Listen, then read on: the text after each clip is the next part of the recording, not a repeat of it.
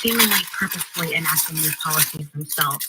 So I think that this is kind of both a shift in practice of how war is waged and also is kind of a wake-up call for humanitarian agencies, for human rights scholars, for really all of us in public health and others, that we need to be more forceful in the moment calling out these actions, because weeks, months from now, it's too late. Yara Ossi is a professor at the University of Central Florida and author of the book, How War Kills, The Overlooked Threats to Our Health. Yara, thank you so much. Thank you for having me. Today, the House voted to approve a spending package. Now it goes to the Senate for a vote. It has to pass before midnight to avoid a partial government shutdown. The bill includes more funding to increase the number of Border Patrol agents and $160 million refugee processing, asylum and work authorization backlog reduction. The amount of asylum seekers crossing the border has grown significantly over the past year, and the asylum system hasn't been able to keep up.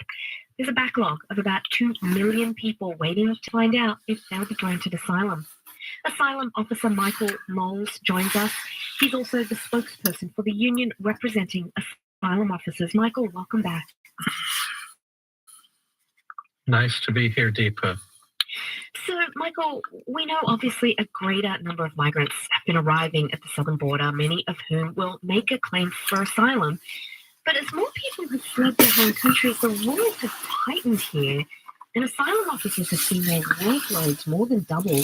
Can you start by reminding us just what your fellow officers are tasked with doing at the southern border? Well, the main task at the southern border is to conduct what's called credible fear screening, and that would be an initial screening interview that we conduct of migrants that are referred to us by the Border Patrol. These are people who have said they're afraid to return to their home countries, and we do is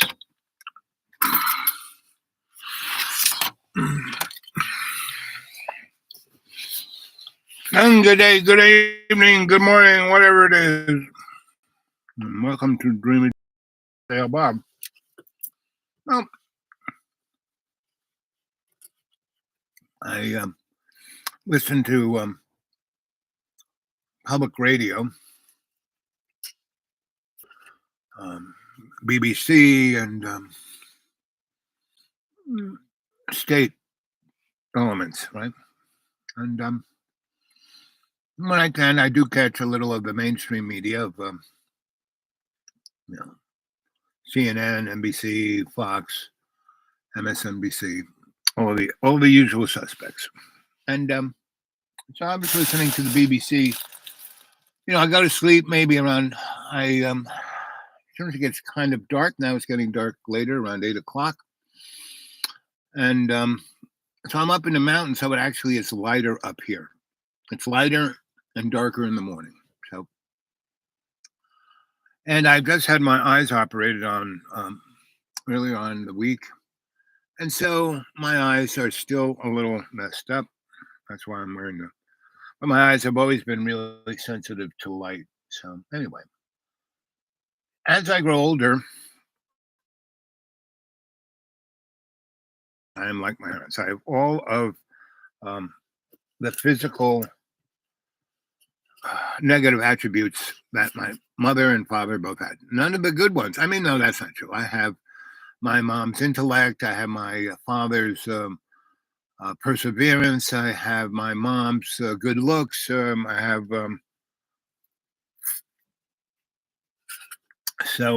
anyway,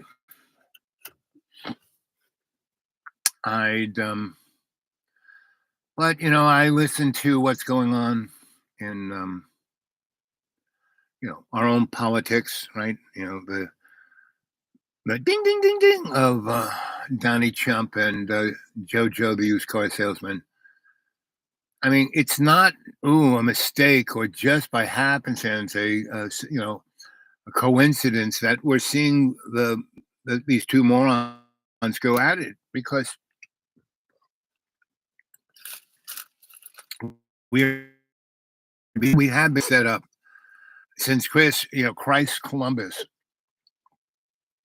showed up in 1492, we've been set up, right? Because really not until that time, not until the Roman Empire and then the Holy Roman Empire and then the Spanish Inquisition and then the English Empire did we have crony capitalism, right? Yeah, we had kings and we had barons and earls and the sheriff and all of that. But pretty much people were out in the hinterlands. The population wasn't as, I think around 1492, there was something like, 60 million people on the planet. So, and we were all kind of in the Garden of Paradise, just as we are today. Yet we are the only animal that spoils our nest, right? So I was visiting my church and the school and a few other places today, and I had bought a whole bunch of Easter bunny ears, right? And I was giving them out. And so at school, I gave them mostly to the teachers and the janitor and those folks. And the kids, I only had about 3 for 150 kids. So I basically gave it to the 3 most interesting kids, right? One, the mean girl, really mean girl, but she's not inside. I mean, she's an all right kid. And her sister is sweeter than, it's just such a amazing spirit, right? And so her older sister is like always mean to protect her, kind of, because I think it pretty much, if you are living in America, no matter what socioeconomic group you're in, you're experiencing trauma from your family unit because humans are not meant to be a nuclear family. We were forced into that by the Catholic Church because it was the best way to divide and conquer. And so, and that's, you see the high school and they got one high school against the other high school and they have these rivalries and it was ever such, but not really. Really only in the last 1600 years have we gone in this direction. You look at most the Greeks before the Roman Empire, the wars that were had were really like it's nothing like the Gaza Strip. It's nothing like Darfur. It's nothing like Sierra Leone. It's nothing like any of those things because these people are just killing everyone, right? And it's being fostered by outside forces. All of these wars, Haiti, good example. I mean, I don't know if anyone's been to Haiti, but there's, it's an island, paradise, and in half, and the upper part, I don't think it's the Dominican Republic or something of that name, and the lower part is Haiti. And Haiti was the richest island empire at the beginning. That's where Christopher Columbus landed, and he found that these people make sugar, and they have this stuff called tobacco. Whoa, and those were drugs, and our whole empire was basically based on drugs. And today, what's truly interesting is that China is running our drug motif, and it's being done by internal forces allowing putting the charade of China is our big enemy, blah blah blah. Not really, and actually China's demographics is falling apart. 40% of their 1 billion people are over 60 years old. So it's like, and their working crew of people between the age of 14 and 30 are about, 18% of their population. So it's not looking good for those guys. Happened. I didn't tell anyone. I don't think anyone knows. Report coming up from the newsroom. I'm Nick Qureshi. Also ahead, Vladimir Putin throws a lavish party of loyalists following victory in an election seen by most as a sham. We created, I think, the most open and democratic elections in the bloody world. In the bloody world. The need for a serious opponent? Racism, and that was removed from the bill before it passed, but it concerns opponents of the law about what the intentions are. Now, sides that oppose this law say that this is just an effort to roll back affirmative action programs and diversity initiatives that have benefited the state. And there's a growing concern, specifically among educators, that this law would eventually end up chilling important conversations about race and gender. Alabama's history is full of key moments in the fight for civil rights and the battle against slavery. I mean, some of the most important events in the history of the civil rights movement, such as the Montgomery bus boycott or the Selma to Montgomery March, took place in Alabama. How is this law going to impact how that history is taught and passed on? That is what a lot of people are thinking about today, such as people like Lily McNair. She's the former president of Tuskegee University, which is one of Alabama's more than a dozen historically black colleges and universities. And R.A. McNair is worried about how divisive concepts are going to be interpreted. It really wants to erase a core history of Americans here in the United States. There's no reason why we should not be able to understand the history of slavery and racism in America today. McNair sees the bill as an effort to erase the ways in which race, gender, and sexuality are paramount in people's identity. And she's also concerned about the effects this law could have on HBCUs themselves, which are created with equity in mind. Could Alabama face repercussions now that this has been signed by the governor? Well, in another part of the state, the mayor of Birmingham is advising black athletes to avoid coming to Alabama schools where diversity and equity are not a priority. And that mirrors what the NAACP has advised athletes regarding other states, such as Florida. Now, I don't know if you've heard, Ari, but college football and other sports are kind of important down here in Alabama. Yeah. They're a large economic engine for the state, so there would be some potential consequences there. That is Troy Public Radio's Kyle Gassett. Thank you very much. Thank you, Ari.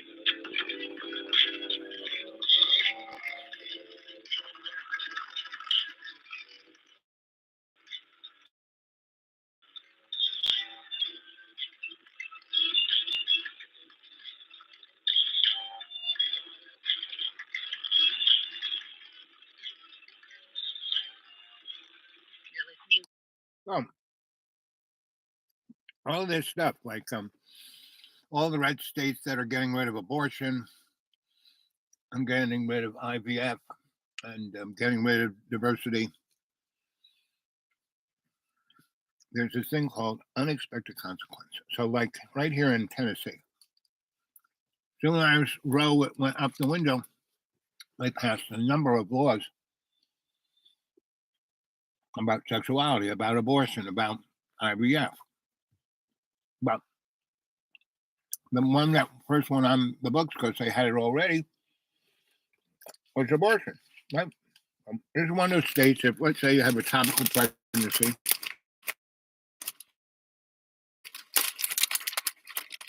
and that it's not viable, and the mother's health is at risk the longer and longer that fetus is growing outside of the uterus. Usually, they have a very simple, evacuation of the fetus. Well, if you do that in Tennessee, you go to jail. You can be sued by, that mother's mother, sisters, father, uncle, third aunt, up to no less than 50 grand a pop, right? And you can go to jail, and you can, so what has happened is that as soon as that started to happen, about a year ago, all the doctors who were women's doctors left the state of Tennessee. So, in that law, it's you can't have an abortion, an evacuation of the fetus until the mother is actually kind of dying, not at a threat of dying, because if you have a outside uterus fetus, that's a threat to the mother's life, and that fetus is never going to be viable, never going to be born. Right? But if it gets bigger and bigger and bigger, it becomes more and more of a threat to the mother, to the point where it's going to kill the mother. Right? Sepsis sets in.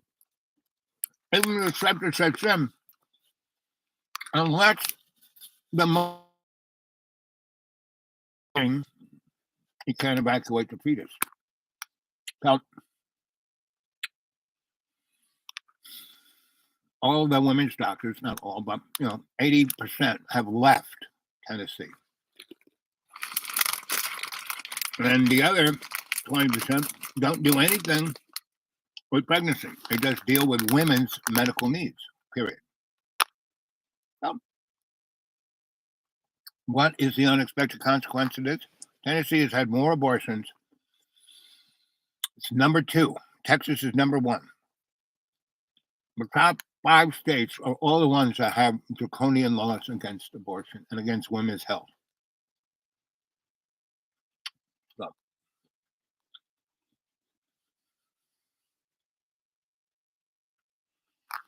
now, back when it became the law of the land, back when I was a lesbian feminist, all of my girlfriends would say, "Oh well," and I said, "No, ladies, we have to push on and get Congress to pass a bill." And I said, "Oh no, this is good enough." I said, "No. If a bunch of chuckleheads on the Supreme Court can say Roe is the law of the land, another bunch of chuckleheads can say, nope, it's wrong, it's not." And so that would never happen. 50 years later, give or take, here we are. So this is just a response to what had occurred in unexpected consequence of Jim Crow was that it isolated the black community to the point where they could only shop at black stores, deal with black businesses, have black doctors, black lawyers, black colleges. And what came out of that was a level of excellency within inside of that black community, to the point in 1964, when things were coming to a hiatus with civil rights, Lyndon Baines Johnson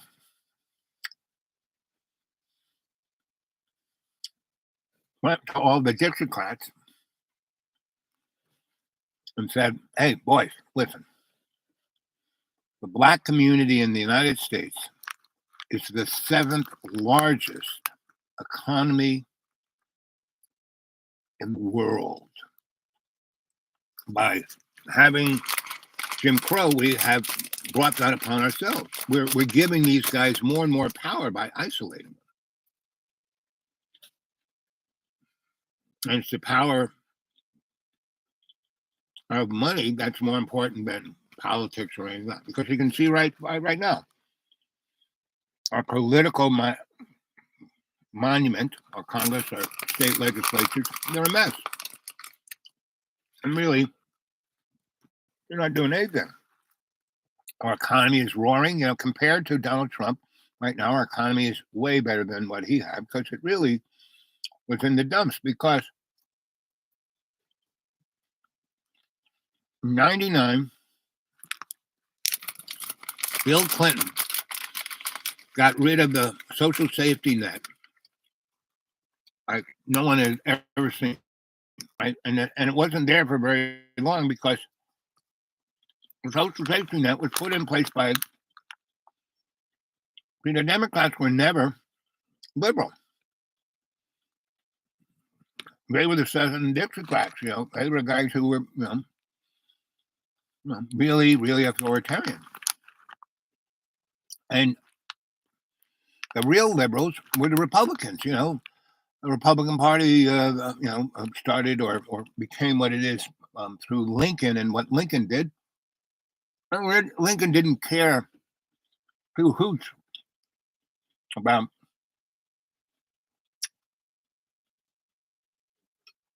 civil rights for anybody, because he worked for the rich guy, right? He worked for J.P. Morgan. He worked for guys like Rockefeller. He worked for the people of the Gilded Age, Biltmore, Astor, railroads. The most liquid states at the time was South Carolina. South Carolina made more money from just rice than any place else. But South Carolina also had cotton, right, and soybeans, and they were the richest people, right? Liquid. They had their assets and their slaves. That was their biggest asset. And so when morons say, "Oh yeah, well, slavery was pretty good for the black people," kind of taught them a trade. They had a house, they were living down south. It was warm. And we were all slaves. See, that's what most white people don't realize, that they are the slaves. And whoop.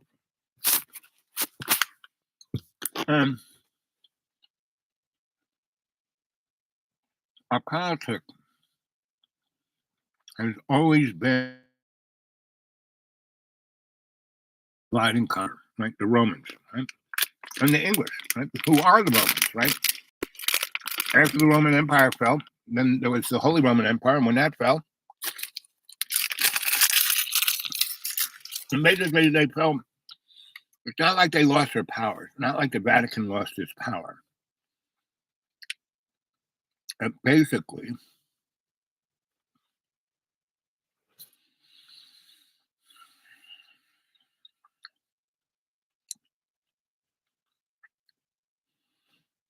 had everything in the down low, right? And they were manipulating from behind the curtain. Yeah? Whereas the empires that you could see, like Rome, and then you had the Holy Roman Empire, and then that split into the Byzantine Empire and the Vatican Empire. And then you started, then the Muslims came in as a business, and they were a business. They were Christian, Muslims are Christians on steroids. I'd love to see most Christians pray 5 times a day. I'd love to see Christians always have their prayer rug with them, and they 5 times a day, no matter where they are, they roll it out and get on their, they lay themselves down, prostrate to God. And Allah is God. God is God.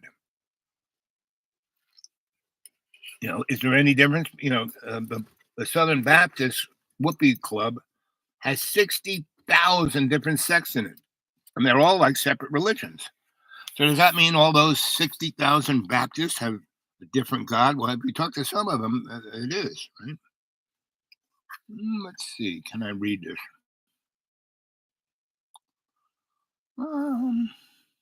You can to save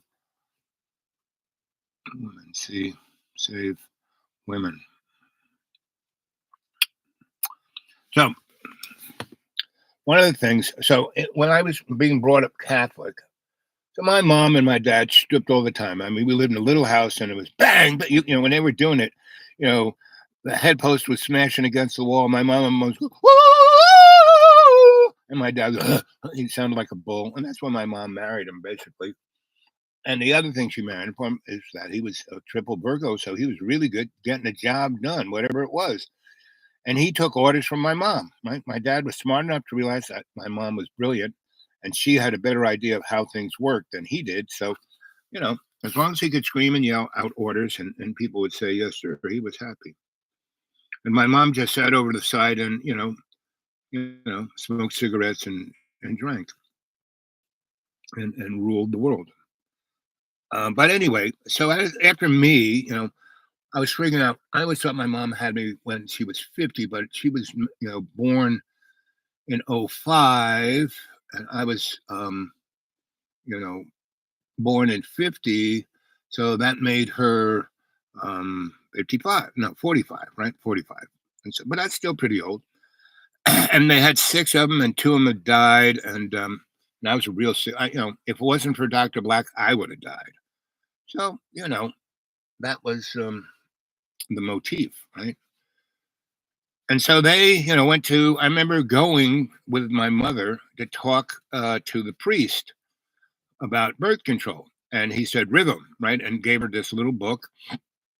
And I was sitting there in the car, and she was reading it, and she was like having, everything she read, and I was sitting there, she would like, here, read this with me, right? And I would, right? So I was like, I don't know, 3.5, 4 years old, and my mom's reading about her uterus and and her cycle and all of this. And so rhythm is there is a window each month that the follicle, the little potential egg, falls down into the uterus, right?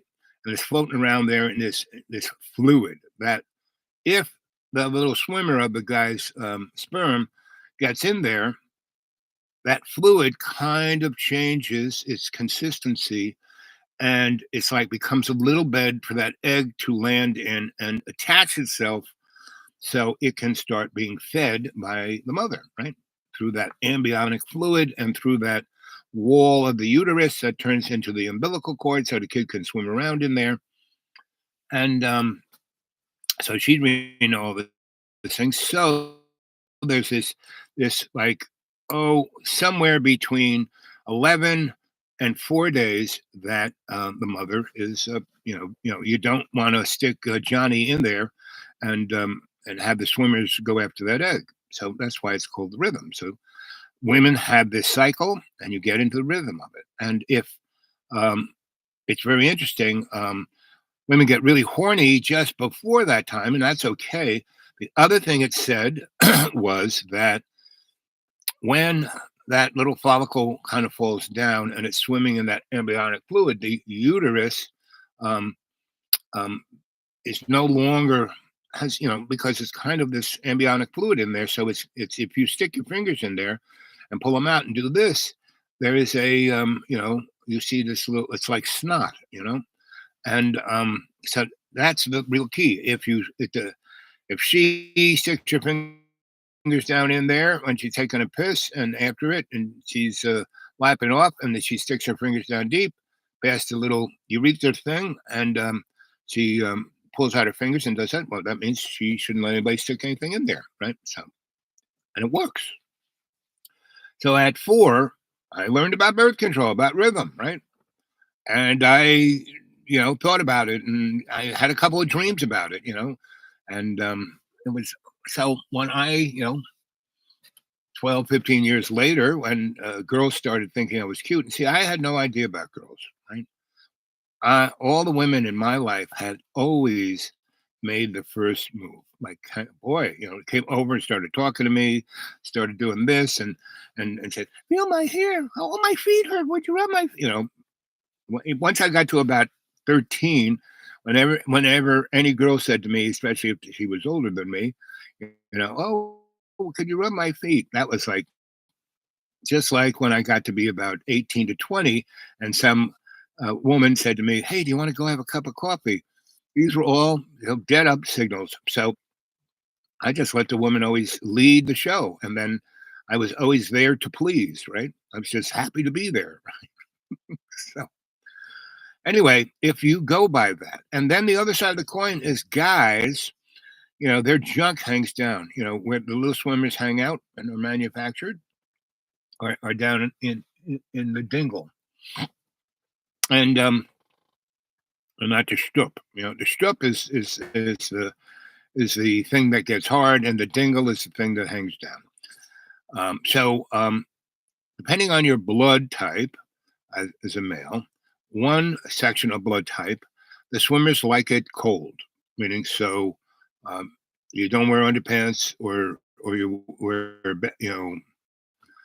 baggy boxers and let the dingle just hang, right, and stay cool. Now that makes them happy. If you want the sperm modality go way down, you put on jockey shorts, holding the dingle close to your body, so it's warmer. Normally the dingle is hanging out there, and it's in somewhere between the 70 and 40 degree temperature, and if it's in that, the little swimmers do not swim. Right. Conversely, if your blood type is a certain thing where it likes it warm, you wear boxers, right? But, so you don't wear tidy whities.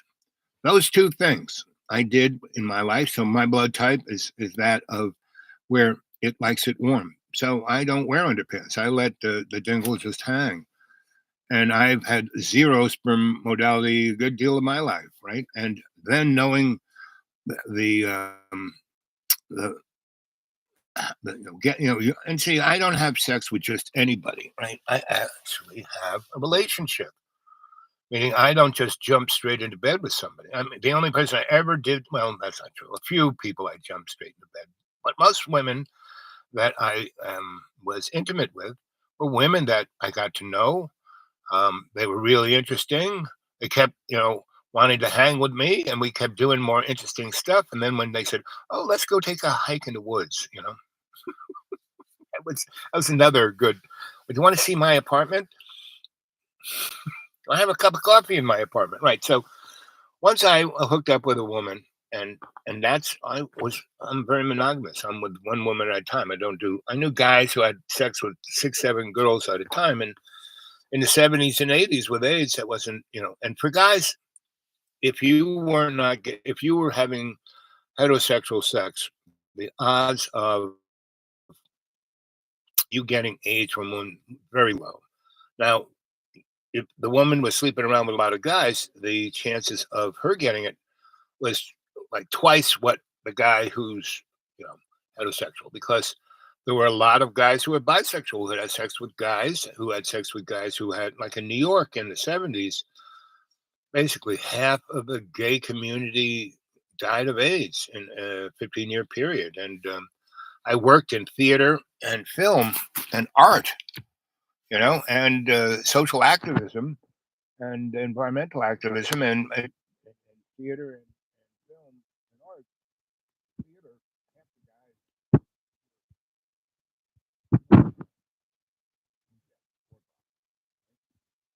When I was in the theater, when I was at Juilliard, all these gorgeous girls, and mostly guys, especially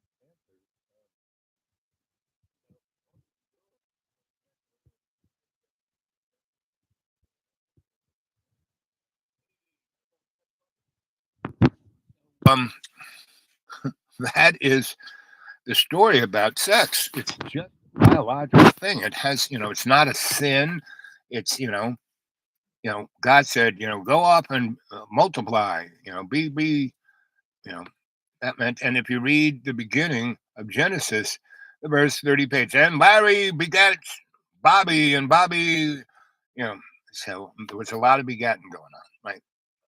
And so when you, you know, John talks about um, fornication and sin, he never talks about, what you call it, about sex. Fornication is when you disconnect from God. What the tank not under God. It's not like, oh, there's only one God. There's only the Christian God, and so there's Muslims. They're all going to hell. The Jews are going to hell. Everyone's going to hell except us Baptist, Blood of the Lamb Church. And that the guy. There's so many Johns in the Bible. The John boy who, and that's what I call him, John boy, who wrote the you know um, comic book of end times. Basically, he said, if you do not, you can, Jesus Christ can be your savior. You can love God, and you can do everything in the Ten Commandments, but if you don't practice Christianity like I do, you're going to hell. And he painted this, god awful picture if you didn't do it like he did, right? And pretty much everyone was going to hell. The handful of people who get sucked up Jello lamb, but and then you have the 7 good years, and then things are bad for Ooh Baby. So we already had the 7 good years. We had the 7 good years were like from Bill Clinton's, from Billy Boy. Let's see, 95 um, to you know 2025 are the good years, right? After 25, unless people really, I keep, so I was talking to a bunch of people, and basically they were wondering, this guy, we all love him, and he's like, we don't understand. So they were like, I was brought in for like an interview because maybe this guy really, we should hire him because he really, we look at his, when I go at myself on the old internet. It doesn't even I mean, you almost have to have the rosary beads to find Al Bob, and all it says is there's no information except my parents' name. That's it, right? Nothing else, you know. And the last address it has is like from 40 years ago. So I've been invisible ever since. But if you go and look at all the stuff I did, there I am, right? It's quite interesting. So anyway, so I gave these guys a copy of all the stuff I did, and they went back and looked at all they didn't look just for my name, they looked back at all the things that were on my curriculum vitae, and they were like, "Whoa!"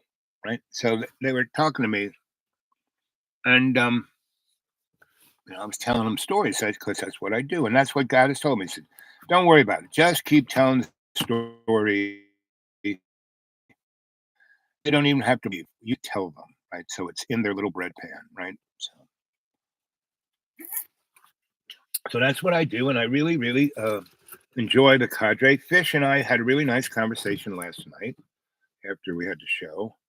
And Fish, I told you my phone was dying, I said you're going to lose me. The phone's dying, and then we talked for another 10 minutes. Okay, it's beeping again. So we just kept going, and it was quite interesting. You're listening to All Things Company that can make leading edge chips, and so we're excited to be backing them. What items about this epistle of First Peter? Of course, the Holy Spirit has introduced the writer, which is the Apostle Peter, and the letter, of course, is addressed primarily to the persecuted saints that have been scattered throughout Asia. He lists, of course,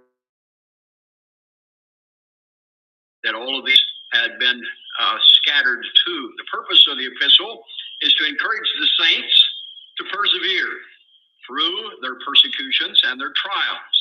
It also is to provide the promise that the Christian might be sure of his victory in every trial, and seeing the purpose of the trials, and the purifying of their faith, Christ, they might willingly persevere, endure, and overcome. Even if the enemy should kill the body, they still have the victory, have eternal life. The introduction, of course, establishes the eternal position of the Christian. As we looked last time in verse 2, elect according to the foreknowledge of God the Father through sanctification of the Spirit. Okay, so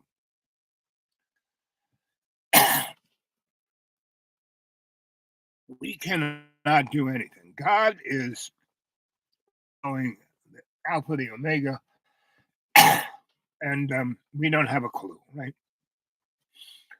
So there is the Father, the Son, the Holy Ghost, and they call it Sacred Trinity. But if you go into the Greek, if you go into the Latin, if you go into things that were about 1900 years ago, they basically, and a good heads up is like when God visits Moses. What is he? He's a burning bush. And that's because no one can quite, and all of the other, great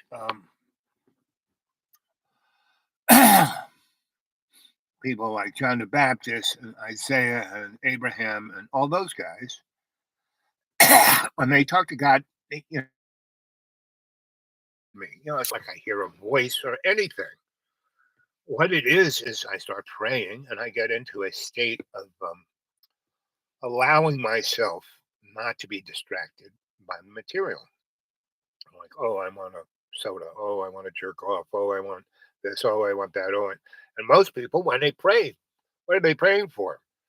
It's like praying for, what I want. And so, when I wake up every morning, I'm basically dead. And I kind of wake up in a lot of pain. And if I go, oh, God, take care of this for me, heal this for me, blah, blah, blah, it doesn't work. But if I just start talking to God, like, okay, what are we doing today? And I start thinking of, not like, oh, well, we're going to go rake the leaves or something. No, but of the context of God's unconditional love, right? When I get into that context, I feel God's grace. And when I feel God's grace, that is when He infuses me with His faith, like His faith in my ability to go forth and in every day and every way take the peace of the earth and make it stronger, right? Not in my glory, but His. And it's not Him, it's glory. It is, right?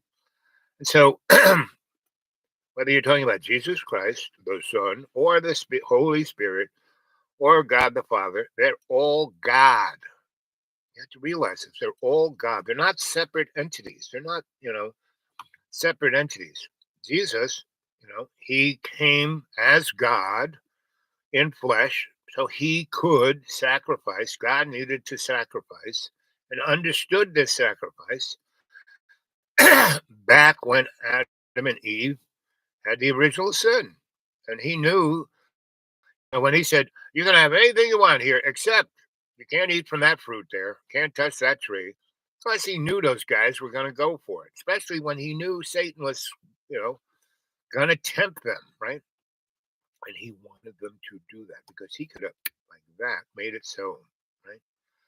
So, the reason why Satan is the way it is, he was perfect. He was God. He was a top notch. He was just a little bit below God. At least that's what he thought, because he was in charge of everything, right? And God was just hanging out, right? Because he was God. It was God, right? The unknowable, the unfathomable God. But Satan had a personality, a character. He was the most beautiful, blah, blah, blah, right? And then God makes us in the image and likeness of him, right? Which means that God made us able to manifest things. So there are plenty, animals on this God's green earth that have consciousness. You have a dog, you have a cat, you have a gerbil. They all have personalities. They all have conscience. They all have intelligence. They all know when you're in a good mood and they come over. I had a girlfriend who was an exotic dancer, and she had snakes and gerbils and rats that were in her act. And those she would get on this kind of fancy bed. She was more a what do you call it? A peep show girl, where guys would be seated around her in little their own booths so they could be private to themselves. And they had this little window, and you had these tokens that you would put in there, and you get about 3 minutes a token, and each token cost $1. And this was in 1970 something. So the mob who was doing this was making serious money because these guys were there. And then there was a phone where you could pick up the phone and put another token in, and you could talk to her for a minute, right? So she could tell naughty things to you, right? But it was a glass, so you couldn't hear her, so I was what was the little control device that you put the tokens in was like made in like 1903, right? And you know Grandpa Stoll, him and Zelf. If you go on the internet and say Zelf um, fabrication Soho 1970s, Zelf will come up, and he's this guy who had really long hair, but they were all hair plugs, so they were like sticking out of him, and they were like orange, orange, orange. He was totally bald, and he was like, don't he just had to have hair, so it looked ridiculous. But back in the day, that he was the dude. He was the dude. I mean, Zelf once told me, Al, just when I was about 17, he said, I was just like you. And anyway, so that's what Grandpa Stoll did. He made all these crazy machines, and in the 1970s, they're still in existence. And there was no like, you know, Apple wasn't making those. I'm sure they got it. They got it on your cell phone. But this was a little more tactile. So there'd be the whatchamacallit, the titty bar where the girls would get up on the stage and dance, but you didn't touch them, right? And they would be up there, and you'd be sitting down here. You'd have your drink. They'd come over and dance a little in front of you. You gave them a tip, and then when they were done with it, you would either say you want to sit down for a drink, For that drink, you had to buy them a little teeny bottle of champagne that cost $20, and then that was the secret handshake. They get you in the VIP lounge. Or you could, they would come down and they would give you a lap dance right there in public for about $10, right? And then you could go get some coins, and for $1 every 3 minutes, you could, because the lap dance lasts about 3 minutes for $10. But you go in that round thing with about 9 other guys in their own little booths. So anyway, that whole all of I all those things were wired like in the 1920s. Things would catch fire. These things were, but these things would, and they were all pretty much the place that most of these were in Times Square. This one, Times Square, was really, and talk about crime. So one of my gigs when I was about 14 was to go fix all of those things, right? And I remember when I was about 14, 15, there's a young dancing girl, and Mona was her name because she could make you moan, and she moaned too. She's a big moaner. So anyway, I had this little room in the back, kind of right next to where their shower room was, or it was almost. I was in the shower room with the girls, and so I had my little bench, and all my little tools and thing of parts to fix it. So, and there were about six. There were about 20 of these shot the titty bars with the peep shows and attorney magazines and all of that. And six of them, I had my little shop because it was Grandpa's shop, and Grandpa had shops all over New York. I mean, that's how I got into between Grandpa and Adam Purple. That's how I got into living in abandoned buildings.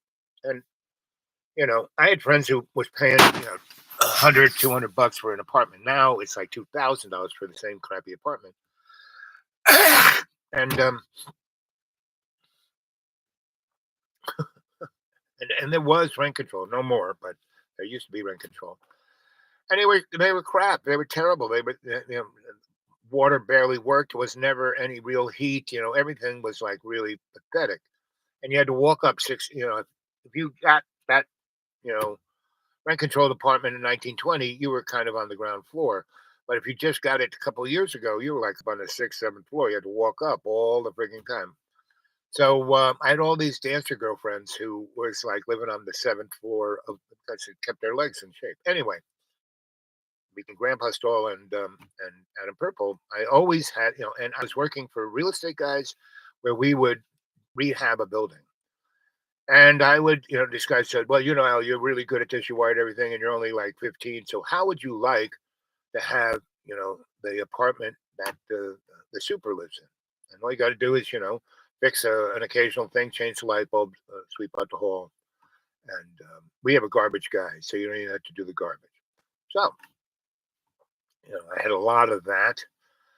And that was between 1966 and 1986. That was my style. So basically, that was one of the things. I'm living like because I had. So I kept having, finding more and more like little shops. Because it was so much easier to have sprinkling of tools and parts and stuff all over the place. So, and I worked in certain, I worked in the Soho area, the Tribeca area, and everything on Broadway from the Flatiron Building up to 34th Street because there were all these, all the way over to 8th Avenue, 9th Avenue, 10th Avenue, West Water Street, over to Lexington Avenue, right where the St. Regis was. That's where Lexington says there's that park there. That's where Dali pushed the piano out of the bar. Anyway, so I had my foot in these two worlds. Anyway, Mona was my girlfriend, and so we that's really where I learned really, really how to make a woman moan. I was about 16, and then my next, and so she was 22. I was 16, maybe, or 15. Next girlfriend I had was Hallie. right? Hallie's comment. She was 75 years old. I went from like 22 to 75. And we were like Harold and Maude. I was like 17. And she was English. Her father was a world famous astronomer, and that's why her name was Hallie. He was one of the guys who saw it first, and they named it after whatever they named whoever Hallie was. But 2 years later, when he had a little girl, he named her Hallie, right? Because the comet, you couldn't see it anymore without a big telescope, but it kind of was there. So anyway, they were in India, and so she grew up in India, and she hung out with all the great Sufis, right? The book autobiography of Sufi, or whatever that autobiography of Holy Man is. That was her best bud, right? And all of his students who became world famous, spiritual dudes from India, um, gurus, came to America, made a lot of money, and they would instead of staying at the St. Regent's or any of the big fancy hotels like the rest of their crew, they would stay with her. So for the year I was living with her, at least six of these they would go up to Madison Square Garden and do their thing and make $1 million a night. And instead of going to the fancy hotel, they would hang with them. And Hallie would make them their favorite Indian dishes, right? And so we would sit there and meditate, and I'd get into state with these guys, and I like poke one eye open and look at them, and they'd be like floating above the pillow, right? So I was exposed to lots of paranormal, esoteric, occult kind of things, and most of it came out of the Catholic Church. My cardinal godfather, Cardinal Cushing, wanted me to be a rocket scientist for the Pope, and most of NASA is, Jesuits, right?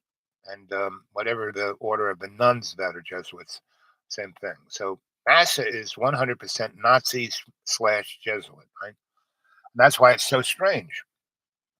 And so anyway, this whole period from when the Nazi nun murdered me at 7 at the Holy Redeemer School, and then I spent 2 years or 18 months, give or take, with the Marinols in Garden City at their sanctuary. And I saw the two sides of where God was from. And then Thomas Merton came into my life because he fell in love with my mother back in the 20s. He wanted to date my mom, and she said, "Oh, you're a Methodist. I can't. You're cute. You're nice. You write me poetry. I really like you, but you're not a Catholic, so you can come to my ballroom dancing and pick out one of the girls, but me and you date, not going to happen unless you're Catholic. Go become a Catholic and come on back. We'll talk about it." And he did. But in that process, he fell in love with Jesus Christ and what all of that is. And he went off to Paris and studied in a real high end, because Jesus and Mary Magdalene, they left, um, you know, the boys. They said, "Oh, he went up in the sky." No, he walked up a hill and then went down the other side. Oh, he must have gone into heaven. And Marinol, Mary Magdalene and her girls, because she was a priestess of the sanctuary, and that's why he was tight with her.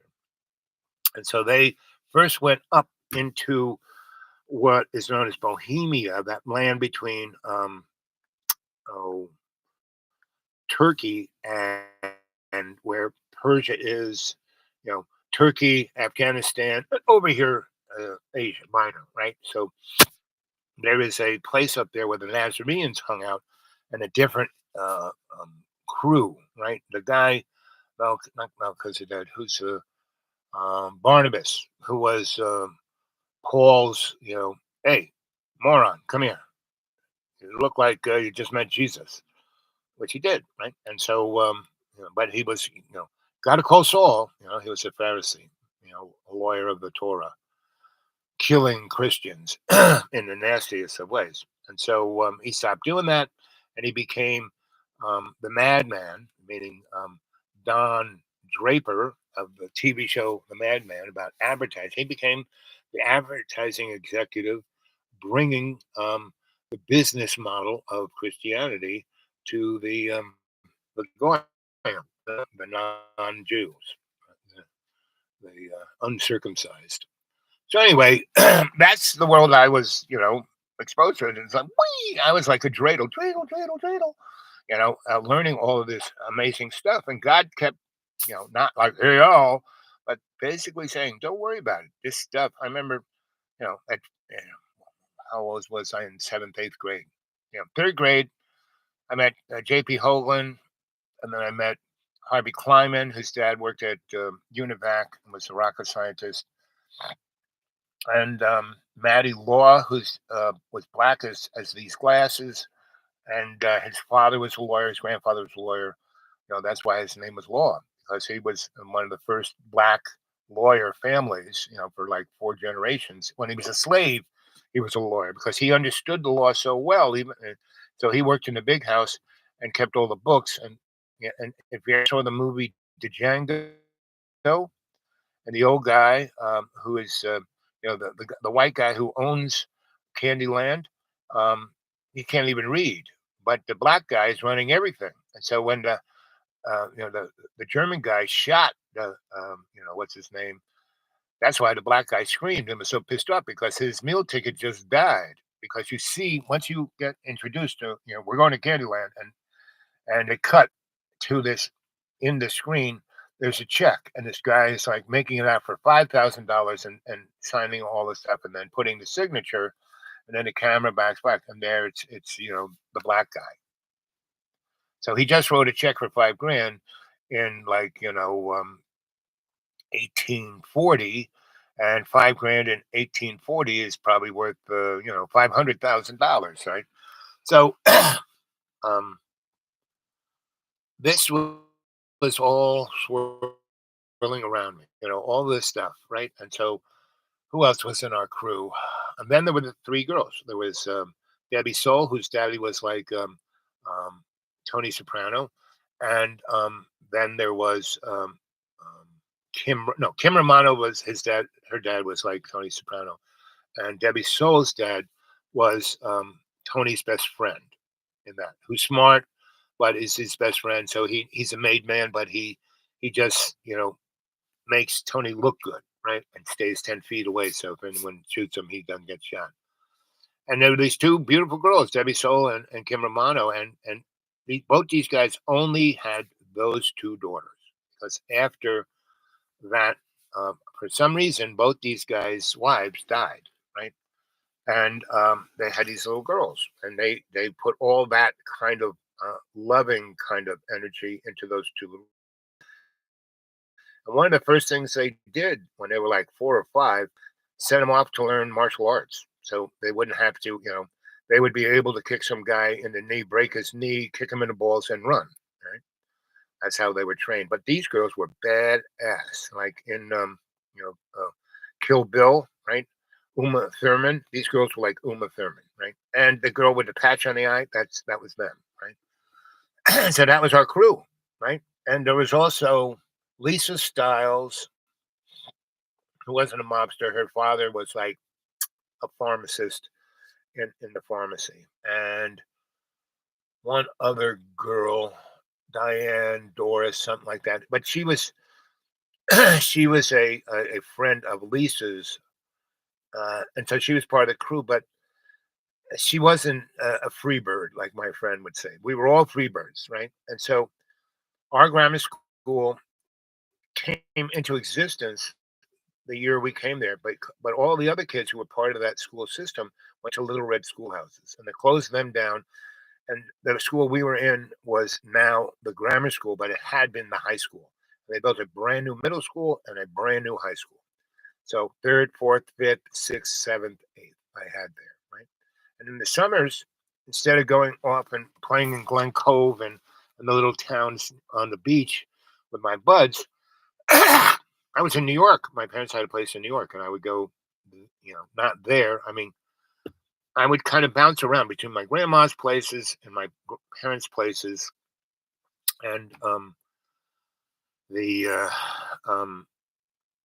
when I was 9, my mom just got tired of me electrocuting her because I take apart the blender not put it quite back. I mean, it would work and everything, looked like I never took it apart, but she would grab a hold of it. I did that to her about 5 or 6 times. And I found these things called capacitors that you could stick in an outlet and then jab somebody with the other end of the wire. It's like a little barrel with two little wires coming out of it. It was like a battery, but it charged up really intensely and then discharged. And it didn't like hold the charge. And so if you got people with that thing, and so I had a few of those in my pocket one time, and she was like, going through my pockets to put the clothes in the washer, and so one day she got electrocuted for the lights. She grabbed me, walked me down Third Avenue, and there was an electric shop. We walked in. There's somebody's by. I can't take it. He's electrocuting me all around. He's always taking things apart. And that was Mike, you know, Junior. It's Grandpa Stoll and Mike, and Grandpa Mike Stoll Senior, then Mike Stoll Jr. Hated being called Junior, so everyone called Senior either Senior or Grandpa, and they called Mike Mike. And Mike ran the union side because Mike liked doing. I mean, he wired the Seagram's buildings, he wired the UN, he wired a ton of fancy schmancy apartment houses along Third Avenue and along um, Lexington, uptown. Moving on up to the big time, going. So that was the kind of things he built, and really, hospitals, theaters, you name it, fancy restaurants, you name it. And he did a lot of service work, big service work, right? And that's where the money was in, like 100,000 amp, 20, 1,000 meter bank, big housing projects in the city, and anyway, so that was where the union jobs was, and he was big dude in the union, right? And Grandpa Stoll started the IBEW. So I mean, if you're going to be an electrician in New York, that's the pedigree you want to come from. And that's the pedigree. So from 9 until oh 16, but yeah.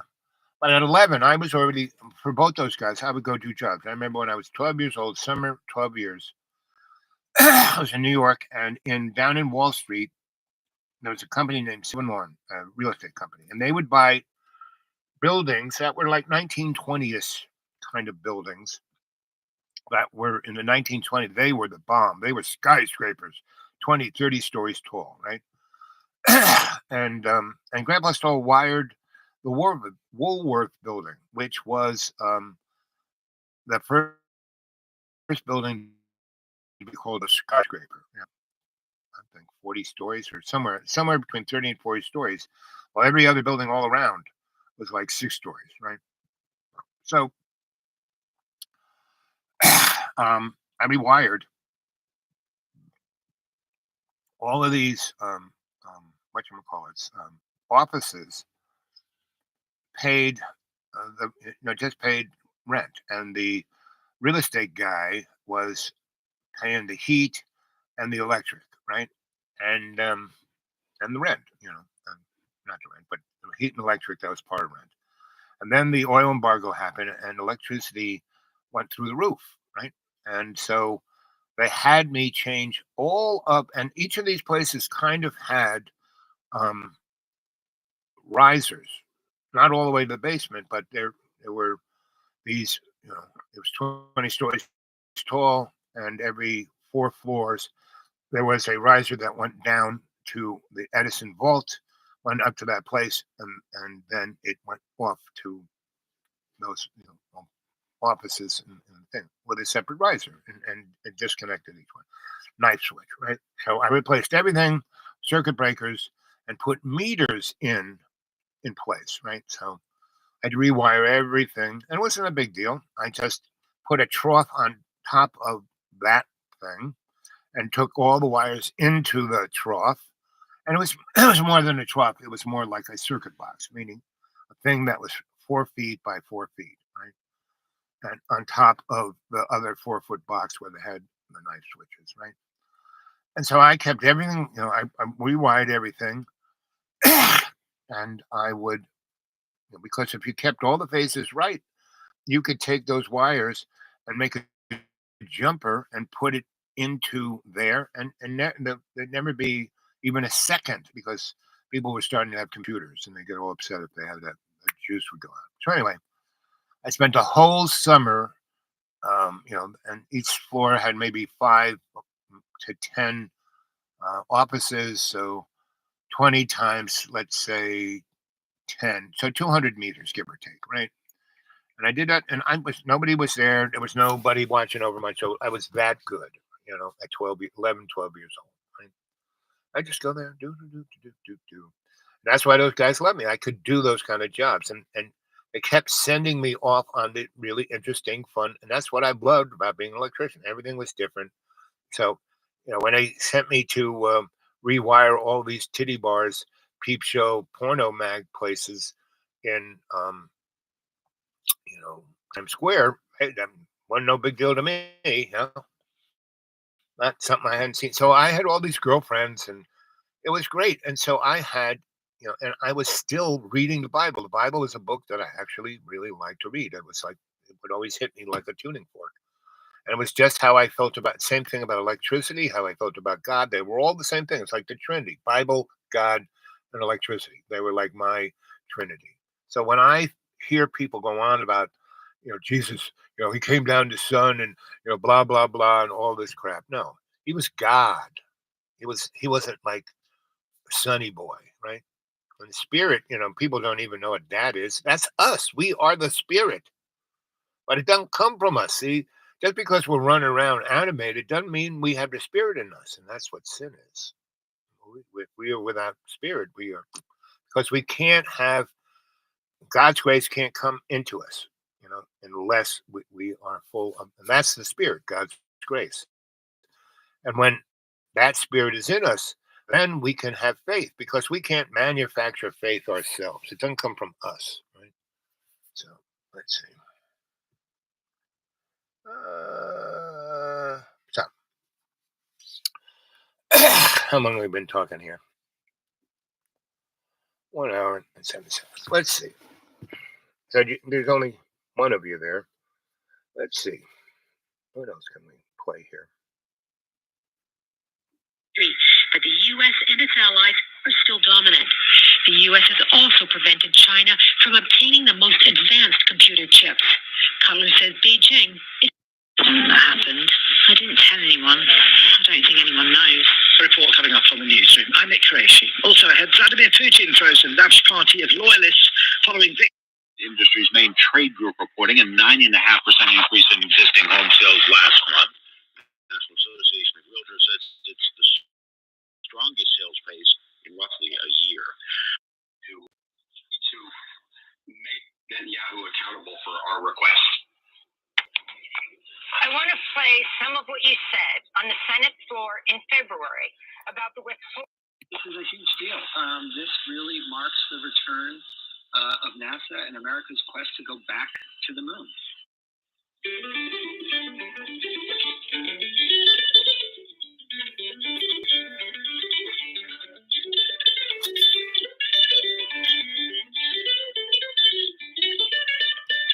Industry's main trade group reporting a 9 has become known for making smart, wild movies with very long titles.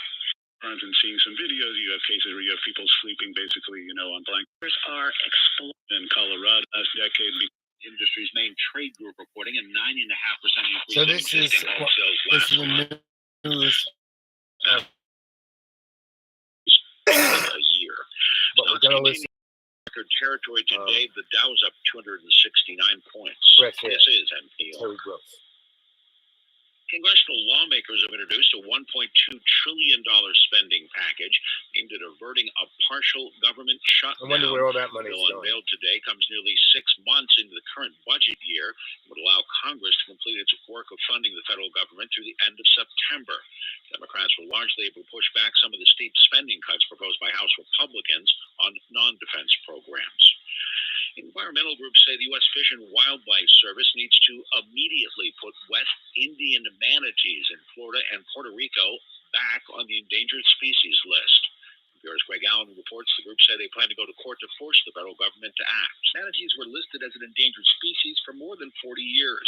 In 2017, the Fish and Wildlife Service drew some criticism when it upgraded manatee status from endangered to threatened, citing, quote, significant improvements in its population and habitat conditions. Conditions for manatees in Florida worsened dramatically in 2021 and 2022, when a large die-off of seagrass led to a starvation event.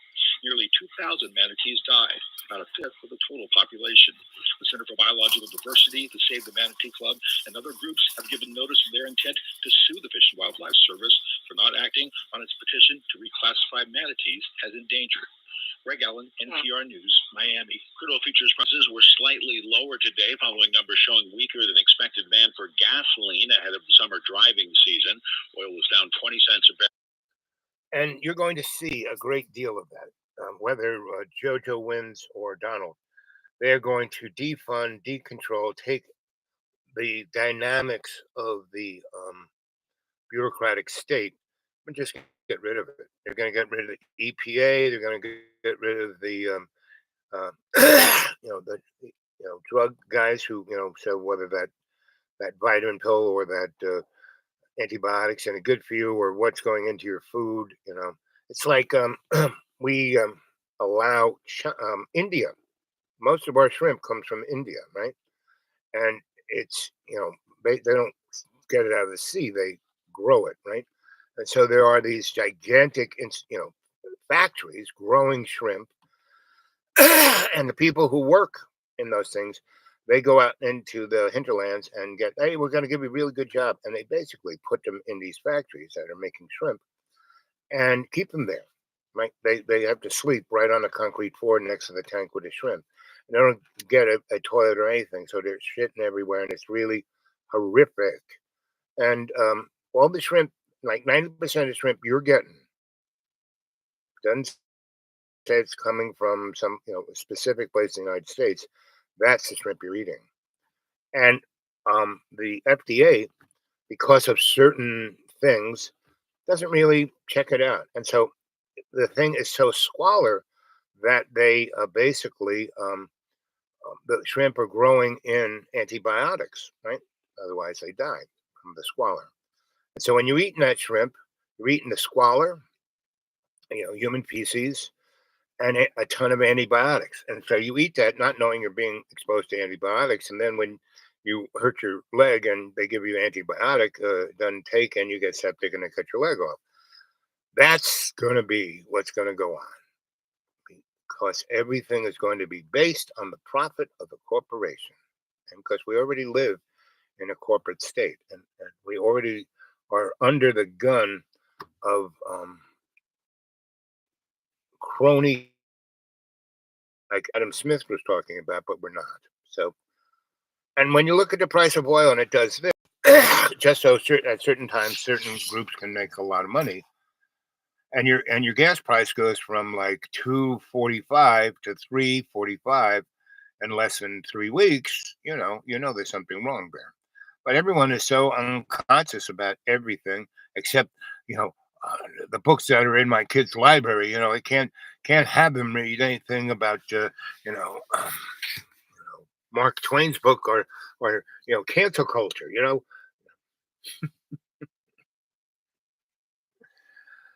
There's so much sex in there; it's perverted. I don't believe a word I say. Everything I told you so far about everything is just for your entertainment, to be amazed, amused, and bemused, right? That's it. That's what it's about, Let's see. Well, let's go back to playing whatever this was. Come on. Barrel to 81.07 a barrel on the New York Mercantile Exchange. I'm Jack Spear, NPR News in Washington. Support for NPR So it comes dropped from NPR 40 stations. cents Other in one contributors day. include CFP, Certified Financial Planner Professionals. What was Committed to behind acting that? in their Why did it go clients' up best 20 interests. cents Learn more in at a week? letsmakeaplan.org. And then dropped And 40% listeners in who a day? support this NPR station.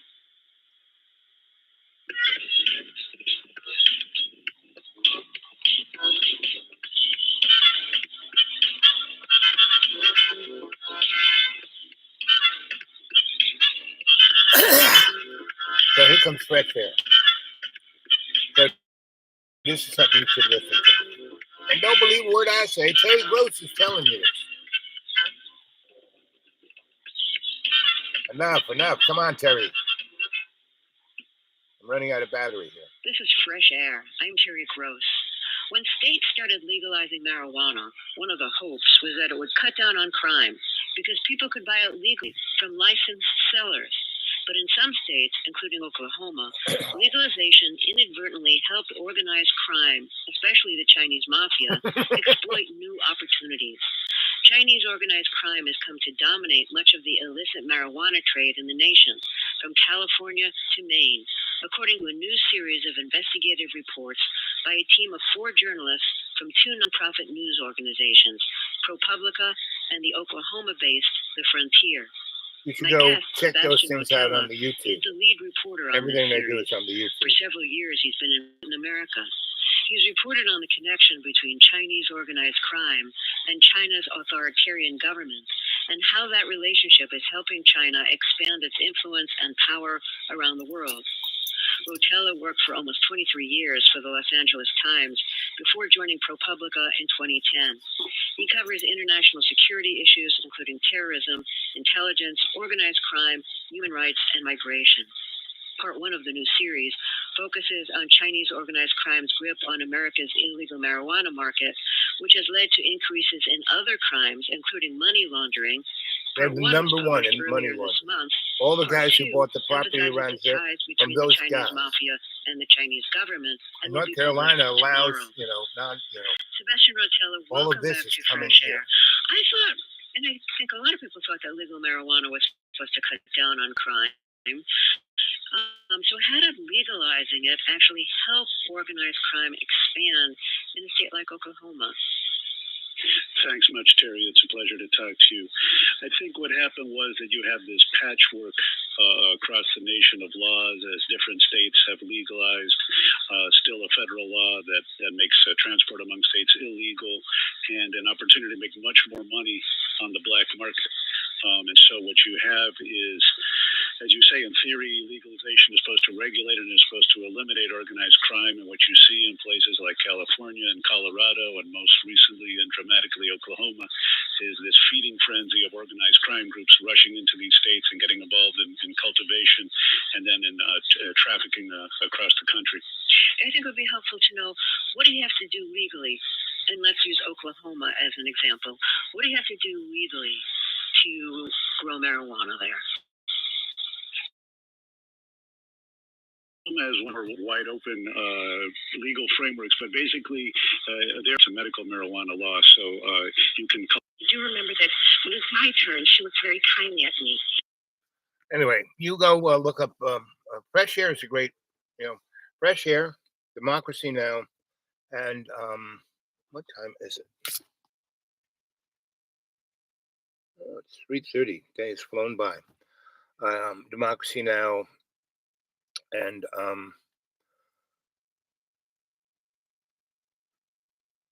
alternative radio, and there's many other.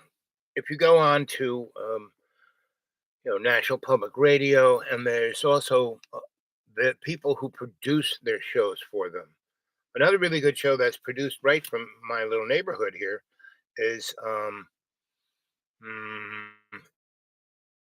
Inside Appalachia, I think it's called. It's very, very good. So radio is a more interesting version of podcast. All these folks' shows are on podcasts or on YouTube, all the rest. But the information's out there on the internet in a big way. And that's one reason why things are going to hell in a handbasket, because there's so much information out there that they only go to the thing they want to hear. They don't want to hear anything that they have to think about, right? So anyway, how long have I been on? An hour and 20 minutes. Time flies when you're having fun. So, okay, I have about 20 minutes left of juice on this battery here. So, I'm going to go relatively soon, unless you guys start asking me questions. I want this is that, right? And so I want to hear from you, right? So let's hear from you. Um, so that show about drugs, she goes into great detail about um, the, the nexus point of sex trafficking and money laundering and drugs is out of China, but it's being basically manipulated by entities. See, the CIA isn't just the CIA; it has many little oh, cavats inside of it, right? And those things are hooked up to other secret organizations. So we are one big happy family of you know secret societies and hidden organizations, and I call it the hidden hand or the high table, right? And I didn't coin those phrases; I just use them. But that's why we are in the shape we're in, and the only thing that can get us out of it isn't not finding like someone said. So, what do you think of Robert? Robert Downey? No, Robert Kennedy. The third, right? What do you think of him? And he's just another poster boy. You know. Now, let's say someone grabs me, someone grabs, someone get a hold of me at the Dude Awake 42 at Gmail and said, "Hey, we want to publish your novels, right?" And we're, like Elon Musk or what's his name from Amazon, say, "Hey, we want," and that thing you call what's publishing your publishing thing. We want to buy that from you. We want you to make a platform on our a little our platform, and we want you to be our Joe Rogan, but you're more cooler than he is, right? And so I'd say yes in a heartbeat, right? So I would be allowed to do just like I'm allowed to do this with you guys, um, I would be allowed to do that and publish all those things and get notoriety and blah blah blah. But at a certain point, pretty much right off, they said, "Well, you're working for us." And I said, "Of course I know you're working for us. But part of my working for you is to be, just like Joe Rogan is, the loyal opposition." I mean, he worked when he did that TV show Fear Factor. He was like Donald Trump. He was working for GE, just like Ronald Reagan was, GE Theater, right? All you see, look at a lot of actor politicians, they all were at some time being trained to go into hold office at GE, right? So I said, I know where my blood is bred, but you're hiring me because of my authenticity, right? And part of that is I serve God, number one. I mean, I have no problem telling my story on your platform. I have no problem having you take what I say and put it forth within the construct of what you want to do. But I'm not going to turn out to be, a Maddo or any of those guys, right? I don't need it. And anyway, that's not my value. My value is my authenticity. You can see everyone on CNN, MSNBC, Fox. They're all,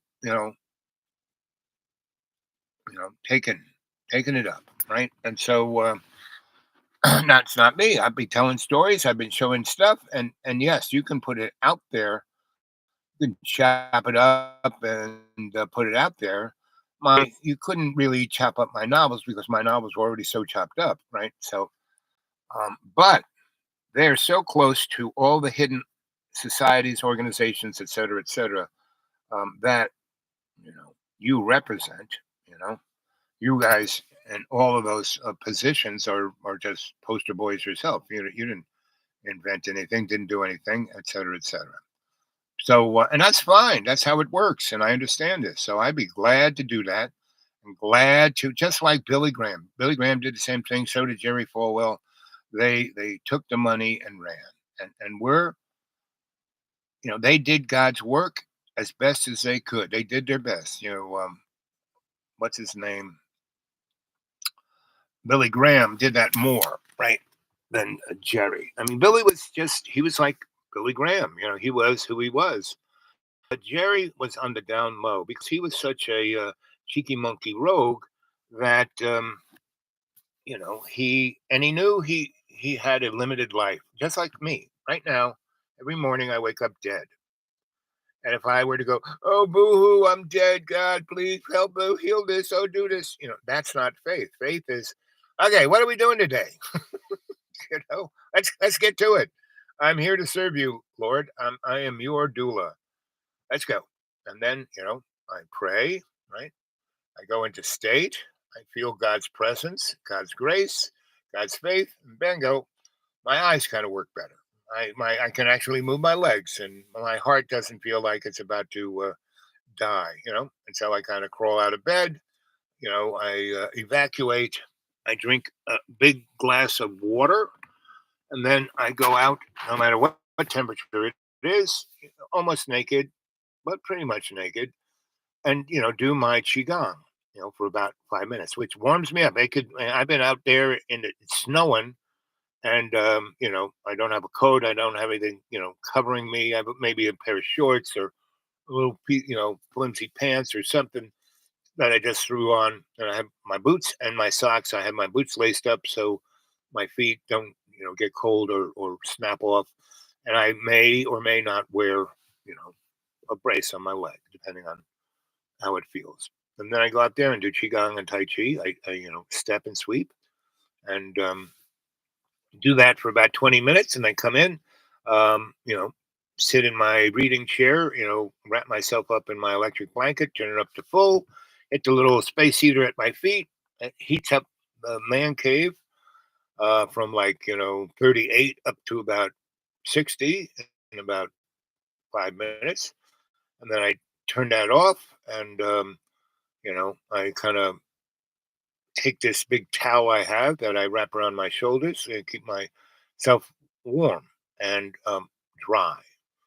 And then I read the Bible, and all that time I'm that 5-10 minutes of warming up. I read the Bible, and I pick up my laptop and I write a little bit. And if I get into a jag, I'll write for 10, 20, 30 minutes, an hour, 2 hours, 3 hours until the jag goes, until God's said, okay, time to go do something else. And I go do something else, right? And I always have something to fix or change or clean or move here at the garden. And so that's always something which actually moves my body around, right? And so by noon o'clock, I'm either going to come up, drive a mile and a half to my neighbor's buddy's um, driveway and talk to you, or I go um, further in town to one of those restauranty things and talk to you there. But mostly, when I go there, I don't always go online. I mean, I don't do a show there. I sometimes do. You've seen me do a show at those places. But I get there and I start looking at my, my threads on my tablet. And then I go look at those and think about this. And then I start talking to people. And if I talk to them, unless I can tell that they wouldn't mind hearing our conversation on the World Wide Web, I never show their image, but I often have, if they walk into me and if I'm on it and they come and talk to me, well, they're part of the show. So anyway, that's how my day to day works. And, God is basically say, this is what I want you to do now. There's something coming up. So just keep buying the lot, stepping out and talking to people and doing what I want you, always, early on when I started writing and telling stories, like when I was like 16, um, God would say, don't, just keep telling a story. They don't have to believe; they just have to listen. So, so anyway, that's it. Unless no one's come on and said anything, and my battery is almost in the red, so I am gonna say adios. And see, like right now, my eyes are better than they definitely were this morning because I couldn't even see out of them. So, but it's kind of what, when you are in God's grace, you are thankful for what you got because everything you got, God gave you, especially when you slice away all the peripheral, all the distractions, I was making a lot of money. I got rid of that. And people say, "Well, you could stay rich and still do it." No, it would be. I've been there, done that. That's why I died. I was still being me. I was still talking to people. I was still reading poems. Still doing good works, but I was distracting myself way too much with the good life. And God said, "Keep going. You gotta learn what it's all about. If you don't do it to the end, you just keep doing it. You like go up the wagon, come back, go up, go out. No. So when I died, right, and I got me back, I had to do what he said. Basically slice all this away, or they're going to start slicing parts of you off. So I did. So anyway, thank you, Lord, for everything you give us. Bless us and all those who watch this show. Um, Please take care of all of those who suffer, all those who go to bed hungry, all those who are running away from violence. Take care of them. Watch out for them. Um, I know that most people don't understand why you do what you do, and as keep telling me, they don't have to understand. Just keep telling the story. And so, but please, Father, take care of them. Don't let them suffer. Thank you.